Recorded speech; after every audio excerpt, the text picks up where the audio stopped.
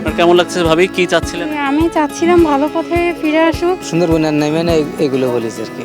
আর কি নামবেন আপনারা? জি না, সত্যি আপনারা আর নামবেন? না না, আর কোনোদিন নামবো না।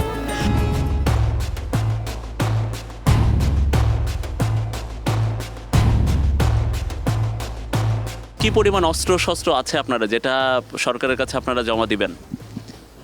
আমার কাছে 5টা অস্ত্র আছে, আর 25 পিস গুলি, 3 পিস খালি খোসা, এইগুলো আমি সরকারে দিয়ে দিচ্ছি।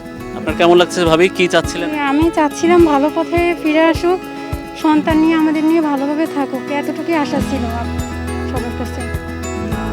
কারণ এই জীবনে তো কোনো মূল্য ছিল না। বলেছে তোমাদের সাধারণ ক্ষমা করি যে আমরা, তোমরা এখন উঠে এসে ভালোভাবে থাকো, তোমরা এই সুন্দরবনের নেমে না এগুলো বলেছে আর কি। আর কি নামবেন আপনারা? জি না, সত্যি আপনারা আর নামবেন? না না, আর কোনোদিন নামবো না।